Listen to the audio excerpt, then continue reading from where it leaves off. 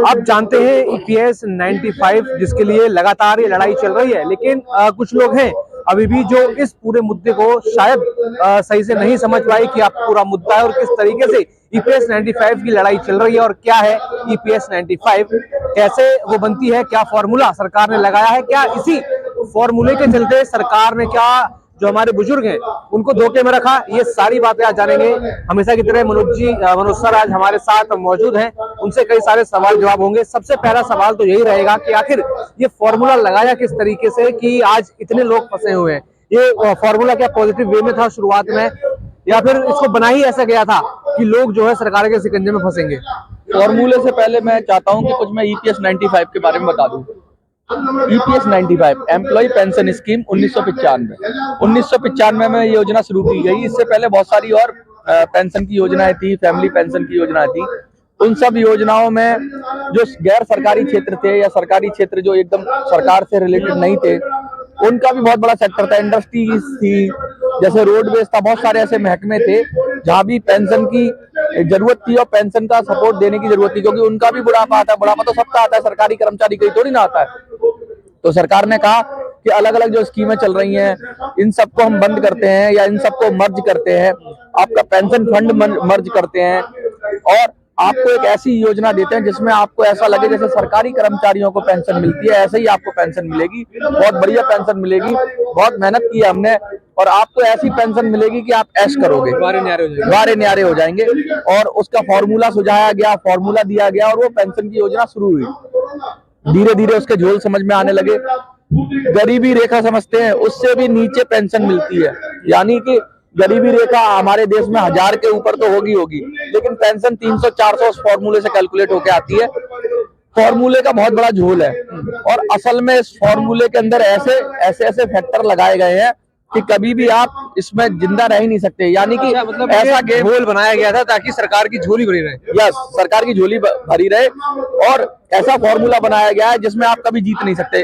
आप सपोज करिए एक ऐसा लूप बना दिया जाए, आपको ऐसा लगेगा अब बढ़ जाएगी मेरी पेंशन, अब बढ़ जाएगी मेरी पेंशन, लेकिन फॉर्मूला आपको पेंशन नहीं देता। इसीलिए फिर मिनिमम पेंशन की बात होने लगी, क्योंकि फॉर्मूले से जो आउटपुट आ रहा था, फॉर्मूले से जो पेंशन निकल रही थी वो इस लायक नहीं थी, मानवता तो छोड़िए इस लायक भी नहीं थी कि उसको कंसीडर भी किया जाए। इसलिए इन्होंने कहा भाई हम मिनिमम पेंशन दे देते हैं, फॉर्मूले को साइड रखो। तो मिनिमम पेंशन की कॉन्सेप्ट शुरू हुई। मिनिमम पेंशन यानी आपको कम से कम इतनी तो मिलेगी, फॉर्मूला आपका कुछ भी कैलकुलेट करता हो इतनी तो मिलेगी ही मिलेगी। वो मिनिमम पेंशन की बात की 1000 रुपया, 1000 रुपया 2014 में उसकी बात की 1000 रुपए की। लेकिन अभी भी बहुत सारे लोगों को मिनिमम पेंशन भी नहीं मिल पा रही है। और क्या कारण रहे हैं उनके, वो तो सरकारी बताएगी। कुछ लोग कह रहे हैं कि सर्विस जो उनकी है पूरी 58 वर्ष की नहीं हुई, इसलिए उनको मिनिमम पेंशन नहीं मिल रही है। करीब लाखों में है, 30 लाख से ज्यादा 40 लाख के बीच में लोग हैं जिनको मिनिमम पेंशन भी नहीं मिल पा रही है, 1000 भी नहीं मिल पा रही है। ऐसे लोग भी हैं। बड़ी बात यह है कि उनको क्यों नहीं मिल पा रही है। 1000 रुपया भी अगर आप देना नहीं चाहते, उसमें भी आप बहुत सारे नियम कायदे लगा रहे हो, तो ये ठीक नहीं है। एक चीज और बताना चाहता हूँ कि बहुत सारी कंपनियां बीच में बंद हो गई, जैसे पीएसयूज है सरकार ने बेच दिया, या बहुत सारी चीजें हुई, एम्प्लॉइज निकाले गए, कुछ फैक्ट्रियां बंद हुई, कुछ मिलें बंद हुई, तो उनके कर्मचारियों की तो कोई गलती नहीं थी। अब वो चीज बंद हो गई तो मैं कैसे अपना सर्विस पीरियड पूरा करूंगा। मेरी नौकरी के 2 साल रह गए, 3 साल कम रह गए, तो उनको भी बहुत सारे बेनिफिट से हटा दिया गया। तो सबसे पहले मैं आपको फॉर्मूला बताता हूँ दौलत भाई। ये जो फॉर्मूला है पेंशन का फॉर्मूला लगाया कैसे गया? हाँ, पेंशन कैसे निकाली जाती है, pensionable salary into pensionable service upon 70, यानी 70 से डिवाइड करते हैं। ये 70 से डिवाइड करने का मतलब 70, एक पेंशन निकालने के लिए हम 70 बराबर टुकड़ों में उसको बांट रहे हैं। मेरा सबसे पहला सवाल तो यही है, 70 क्यों भाई, 35 क्यों नहीं? क्योंकि मैक्सिमम कोई भी एम्प्लॉय 35 से ज्यादा उम्र, 35 साल से ज्यादा सर्विस कर नहीं पाता, 35 से 40 के बीच में है।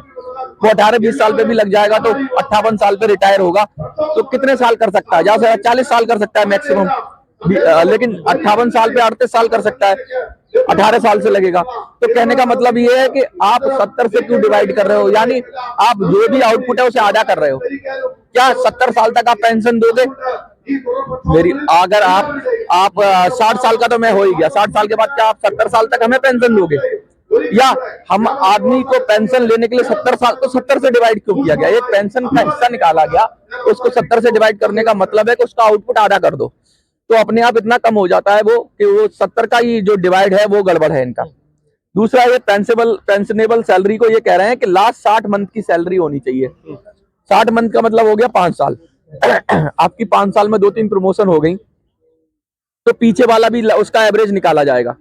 तो ये ऐसा तो उसमें तो नहीं होता है, सरकारी कर्मचारियों के साथ तो नहीं होता है। 12 महीने की निकाल लो लास्ट एवरेज, जो लास्ट सैलरी है उससे आप पेंशन निकालो, लेकिन ये 5 साल तक की निकालते हैं, पीछे तक की।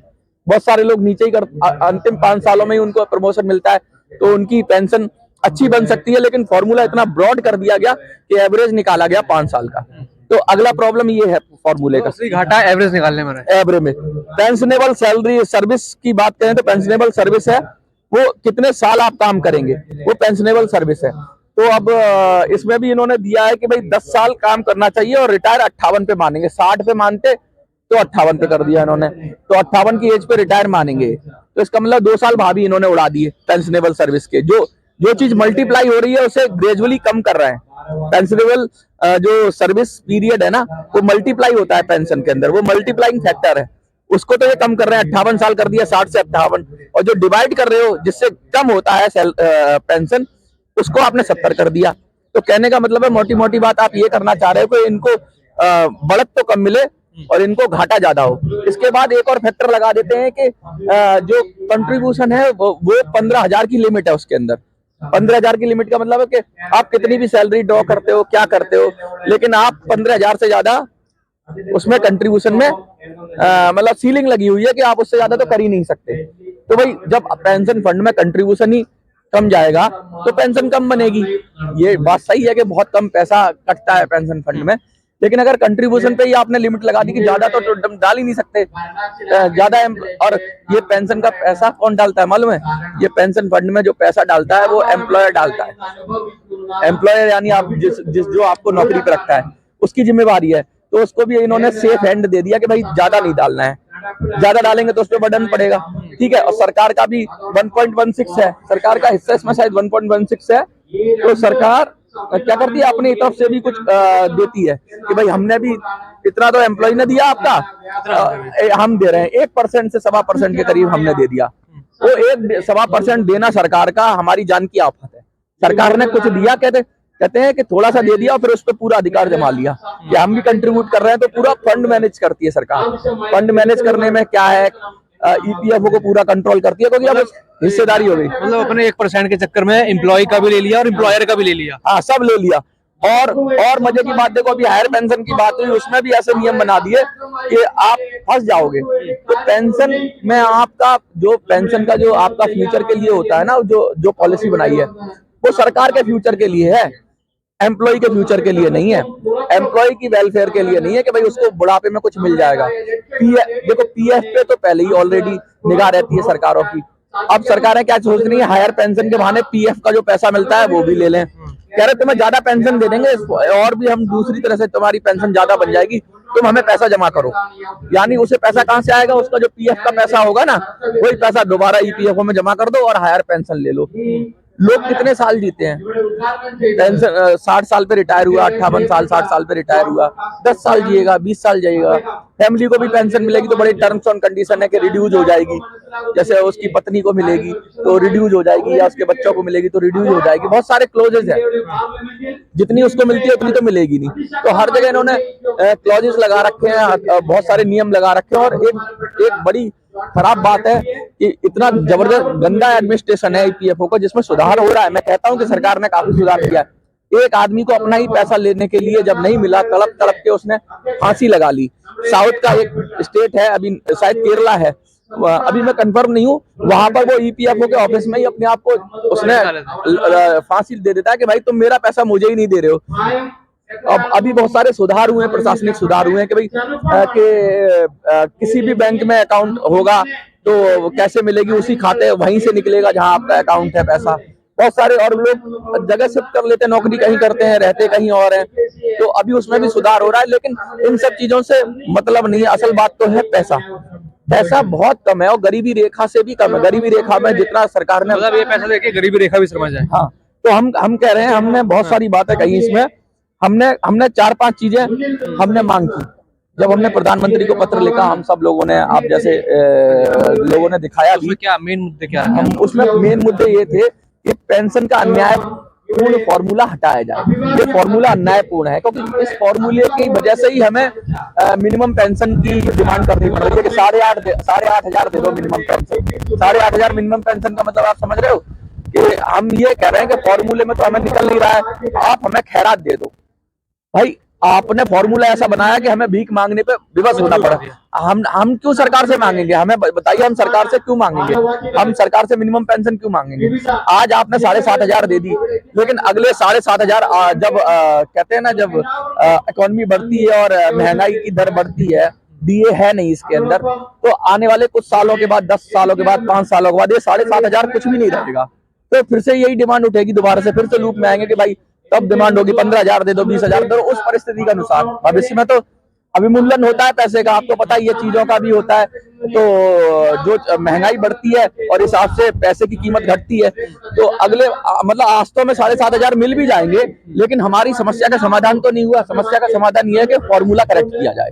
अगर फॉर्मूला सही होगा तो आउटपुट सही निकलेगा, तो हमें सरकार से मांगने की जरूरत ही नहीं रहेगी। तो कुछ फॉर्मूले में संशोधन के लिए आपने कुछ नीति बनाई हो, हाँ, या फिर हाँ, कुछ ऐसी चीज जो बुजुर्गों को फायदा पहुंचाए कहीं ना हाँ, कहीं? दो बातें तो है ही है। एक तो वो जो डिवाइड कर रहे हो उसको आधा करो, 35 करो, ठीक है, तो कम से कम पेंशन डबल होगी, ठीक है। और डिवाइड करने के साथ साथ आप जो औसत जो सैलरी ले रहे हो 60 महीने की, उसे 12 महीने करो, 12 महीने के ऊपर कैलकुलेट करो, तो कम से कम जो लास्ट उसकी सैलरी ऊंची होगी, उससे पेंशन भी उसकी ऊंची बनेगी। और हम क्या कह रहे हैं, मिनिमम पेंशन 7,500 की जाए। एक डिमांड और कह रहे हो कि अभी फौरी राहत दो, 7,500 दे दो मिनिमम पेंशन, ठीक है। और डीए भी दिया जाए, डीएनएस अलाउंस दिया जाए, क्योंकि डीए का मतलब ये होता है, देखो सबको मिलता है डीए, डीए का मतलब ये होता है महंगाई भत्ता, ठीक है। अब महंगाई बढ़ती जा रही है तो उसको जो पेंशन हो वो भी तो बढ़नी चाहिए ना, तो वो तो फॉर्मूले से सेम ही निकलेगी। तो महंगाई भत्ता मिलेगा तो उससे ये फायदा रहेगा कि भाई जैसे जैसे महंगाई बढ़ती जाएगी, सरकार उसके हिसाब से कुछ उसको कंपनसेट करे। तो डीए होना बहुत जरूरी है। डीए एक ऐसा फैक्टर है जो आपकी पेंशन में एड ऑन होता है, और ये सरकारी कर्मचारियों को मिलता है डीए। मेडिकल भी दिया जाए, कोई मेडिकल की सुविधा नहीं है। देखो सीजीएचएस होता है शायद सरकारी कर्मचारियों के लिए, इनके लिए कोई नहीं है। ये भी बेचारा है, इन्होंने भी काम किया, अच्छे अच्छे डिपार्टमेंट में काम किया, रोडवेज में काम किया, कुछ लोगों ने डीटीसी में काम किया है। इन लोगों ने भी सरकारी मतलब सरकार का हाथ ही बटाया पूरा हाँ पूरा हाथ बटाया। तो और पीएसयूज में काम किया, बहुत सारे ऐसे हैं जो पब्लिक सेक्टर कंपनियां, वहां के भी लोग ईपीएस 95 को होल्ड करते हैं। डिफेंस से रिलेटेड भी शायद मुझे लगता है कुछ ऐसे सेक्टर होंगे जहां पर सीधे ना हो, लेकिन वहां पे वो होल्ड करते हैं, तो वहां भी उन्होंने काम किया है। तो उन लोगों को क्यों नहीं दे रहे हो आप? तो उनको मेडिकल तो मिलना चाहिए भाई। मेडिकल अब वो भी आयुष्मान योजना आपने चला दी, वो तो सबके लिए, उनके लिए क्या, उनके लिए स्पेशल क्या? तो उनके लिए मेडिकल की स्पेशली फॉर्मूले लगा के पैसे लिए गए, तो उनको स्पेशल भी मिलना चाहिए कुछ। हाँ, और कम से कम 50% पेंशन बननी चाहिए। 50% पेंशन का हम कह रहे हैं, जैसे करंट सैलरी है ना, करंट सैलरी मैं मेरी बेसिक सैलरी जैसे 50,000 है, तो अब मैं 50,000 पे मेरी लाइफ स्टाइल है ना, 50,000 पे मैं रिटायर हो रहा हूँ, ठीक है। और बाकी मेरी और एड ऑन होगा, डीएवी होगा, 1 लाख तक सैलरी है। ऐसे बहुत सारे लोग हैं जिनकी 1-1, 1.5 लाख सैलरी है। उनकी जब पेंशन बनती है तो 3,000, 2,000, 4,000, ये न्याय नहीं है। एक आदमी 1 लाख कमा रहा हो, सीधा 2,000, 3,000 पे चला जाए, तो ये अन्यायपूर्ण है। आप 50% कर दो कि भाई जब तेरी पेंशन बनेगी, किसी भी कोई भी फॉर्मूला ऐसा हो, कम से कम जो तेरी जो सैलरी है उस समय की सैलरी, उससे 50% तो बन जाए। आधा कम कर दो उसको, क्योंकि उसमें खर्चे लाइफस्टाइल के नहीं, इलाज के खर्चे हैं, परिवार के और अन्य खर्चे हैं, बुजुर्गों के वो 60 साल से वही करते आ रहा है, 60 साल की उम्र तक वही खर्चे करता आ रहा है। अचानक तुम उसको 2,000, 3,000 पे फेंक दोगे, ये ठीक नहीं। उसके लिए मतलब ये ठीक नहीं है। आप ऐसा श्योर करो कि भाई उसकी 50% कम से कम पहली बार में पेंशन बने। फॉर्मूला ऐसा होना चाहिए। ये हमारी मेजर डिमांड्स है। और इसके बाद अगर ये नहीं कर सकते हैं तो हम तो सीधा सीधा कह रहे हैं, भैया जो पेंशन फंड में हमारा पैसा जमा है ना, वापस करो ब्याज के साथ। जैसे पीएफ में ब्याज लगता है ना, वो वापस कर दो। इतना पैसा आ जाएगा, मैं आपको कह रहा हूँ दौलत भाई, इतना पैसा आ जाएगा इनका, चाहे वो बहुत कम कंट्रीब्यूट हुआ है, वो पैसा इतना होगा कि ये पेंशन भी ले लेंगे और अपनी जिंदगी आराम से बसर कर लेंगे। सिर्फ पैसा दे, 20-20, 25-25 लाख, 30 लाख रुपया बनेगा कम से कम, ज्यादा भी बनेगा बहुत पर व्यक्ति। अब ये पक्का वो तो है नहीं कि अच्छा किसी ने कम कंट्रीब्यूट किया होगा तो बात अलग है, लेकिन नहीं, अपने अपने कंट्रीब्यूशन के हिसाब से मिल जाएगा, हाँ, अपने अपने कंट्रीब्यूशन के हिसाब से मिल जाएगा। तो मोटी बात यह है कि ये चीजें जब तक आपका सिस्टम नहीं बदलोगे, हम चिल्लाते रहे मिनिमम पेंशन तो सब सुनते हैं, अच्छा लगता है। देखो, आप बहुत दर्द में होते हो तो कहते हो डॉक्टर से क्या कहते हो, डॉक्टर साहब एक इंजेक्शन दे दो दर्द मिट जाए। तो ये जो मिनिमम पेंशन है वो दर्द मिटाने का इंजेक्शन है कि अभी तो मर ही रहे हैं, इस दर्द से तो छुटकारा मिले। लेकिन असल बात तो सिस्टम के सुधार की है। हाँ, हम तो दर्द मिटाने की बात कर रहे हैं, हाँ। लेकिन कुछ लोग हैं जो दर्द बढ़ाना चाह रहे हैं, उनके पता नहीं खुद के भी कुछ दर्द हैं, हाँ। जो कमेंट सेक्शन में हम दिखते हैं, हमारे यहाँ भी होता है, आपके यहाँ भी होता है, और कहते हैं कि ये सब तो बकवास है, सब फेक है, सब ये सब चीजें है। तो उनके क्या दर्द है? देखिए, कुछ तो लोग कहेंगे, लोगों का काम है कहना। कुछ लोग ईपीएस के नेता बने हुए हैं बहुत सारे, उनको लगता है कि यार 10 साल से वो चला रहे थे आंदोलन को, लोगों को भ्रमित मैं नहीं कहूंगा, लोगों को अपनी तरह से वो अपनी नीति से चला रहे थे। हमें वो नीति ठीक नहीं लगती, हम कहते हैं ऐसे काम नहीं चलेगा। आप एक बगल में मुंह में राम बगल में छुरी वाली नीति नहीं लगा सकते। आप सरकार के साथ हो या सरकार के खिलाफ हो, या तो आपको एक राह तो चुननी पड़ेगी। तो ये वो बीच में लटके हुए हैं। जब भी सरकार आश्वासन देती है, सरकार के निर्देशों पे आंदोलन चलाते हैं, सरकार के दिशा निर्देश पे सारे धरने प्रदर्शन करते हैं। तो भाई सरकार से पूछो, सरकार तुम धरना प्रदर्शन करवाई क्यों रहे हो? जब सरकार के निर्देश पे करना है तो लोगों को बैठा रहने दो घर में, और अब जब सरकार बोले तभी चले जाओ और सरकार से कहो, बात करो और दिलवा दो। इसमें धरना प्रदर्शन की जरूरत क्या है? जब सरकार के निर्देश पे धरना रख रहे हो, सरकार के निर्देश पे धरना हटा रहे हो, तो फिर लोगों को क्यों परेशान कर रहे हो? लोगों से पैसा क्यों कलेक्ट कर रहे हो? लोगों को क्यों भ्रम में रख रहे हो?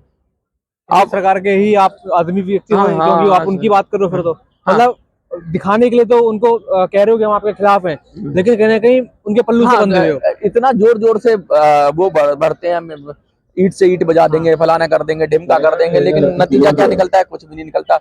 और ये भी कहते हो कि यार हम कुछ नहीं कर सकते, हम तो बुजुर्ग हैं। इन्होंने हीन भावना भर दी है पेंशनर के अंदर के। पेंशनर कुछ कर ही नहीं सकता, वो दरिद्र है, वो गरीब है, वो कमजोर है, वो बिस्तर पे पड़ा हुआ है। ऐसी हीन भावना भर दी है कि वो अगर कोशिश भी करेगा ना तो उसके मनोबल को उठाने के लिए बड़ा टाइम लगेगा। 60 साल के, आपको पता है अब्राहम लिंकन ने 52 साल की उम्र में राष्ट्रपति बने थे। तो 60 साल की उम्र कोई ज्यादा नहीं है, बहुत सारे लोग फिट होंगे, वो लड़ सकते हैं। अगर 1 लाख लोग भी खड़े हो गए तो सरकारें हिल जाती हैं। ये तो करोड़ों में है, इनमें से 1 लाख लोग मात्र आवाज उठानी है और वोट की ताकत दिखानी है। मैं तो ये कह रहा हूँ, आप आंदोलन भी मत करो, लेकिन वोट की ताकत पहचानो, रायता फैला दो। रायता फैलाने का मतलब वोट करने तो जा ही सकते हो। जब वोट करने जाओ तो ऐसा वोट करो कि आपको ये पता लगे कि भाई किसी भी पार्टी का खेल बिगाड़ सकते हो, बीजेपी हो, कांग्रेस हो, आप किसी भी पार्टी का खेल बिगाड़ सकते हो। इतना ही कहूंगा मैं आपको। पेंशन का फॉर्मूला मैंने लगभग सारा बता दिया। कुछ त्रुटि रह गई हो क्योंकि बहुत सारे आंकड़े दिमाग में नहीं रहते हैं, तो मैं उसके लिए अगर आपके दर्शक कुछ सुधार करेंगे तो कर लूंगा। लेकिन मोटा लगभग यही बात है। मोटी बात यह है कि पेंशन का फॉर्मूला ठीक नहीं है। मिनिमम पेंशन एकदम जरूरी है, क्योंकि बहुत दर्द हो रहा है पेंशनर को। बाद में तो मिनिमम फॉर्मूला ठीक हो जाएगा तो मिनिमम पेंशन की भी जरूरत नहीं होगी, तो पेंशन ही ठीक निकलेगी। और पेंशन जो औसत बने वो 50% बने कम से कम जब हम रिटायर हों। ये सारी चीजें हैं। और नहीं कर सकते हो तो पैसा ब्याज के सहित वापस कर दो। बात खत्म, पैसा हजम। बिल्कुल, ये जितनी भी आज बात हमने करी कहीं ना कहीं आपके हक की है, और ये आपका हक कहीं ना कहीं दिलवाने की लगातार यहाँ पर कोशिश चल रही है। लेकिन कुछ लोग बीच में हैं जो बुजुर्गों के दर्द के साथ कहीं ना कहीं अपना एक तरीके से कहा जाए उल्लू सीधा करने में लगे हुए थे। लगातार उन चीजों लोगों का उनका लगातार यहाँ पर चेहरा भी लगातार साफ हो रहा है। और बुजुर्ग खुद यहाँ पर कमेंट करें, जितने भी पेंशनर्स हैं जो उनके सपोर्टर्स हैं, वो हमारे कमेंट सेक्शन में जरूर बताएं कि आप हमारी इस पूरी बात से एग्री करते हैं कि नहीं, और उनको जवाब दें जो लगातार ये कह रहे हैं कि लड़ाई झूठी है। लड़ाई झूठी नहीं है, आप इसको सच्ची करिए और इस लड़ाई को कहीं ना कहीं अब अपने हाथों में लेना होगा और इस लड़ाई को पूरी तरीके से लड़ना होगा। सर, और कुछ आप लास्ट में कहना चाहेंगे? मैं तो यही कहना चाहूंगा कि कोई मसीहा आपको नहीं जिताएगा, आपको अपनी लड़ाई खुद ही लड़नी पड़ेगी। मैं रास्ता दिखा सकता हूँ, आपको रास्ता फॉलो करना है और आपको खुद खड़े हो जाना है। आप किसी नेता का इंतजार मत करो, किसी मसीहा का इंतजार मत करो, लड़ना शुरू कर दो। जैसा कि आपने प्रधानमंत्री को पत्र लिख के लड़ना शुरू किया, सफलता जरूर मिलेगी। बहुत बहुत धन्यवाद।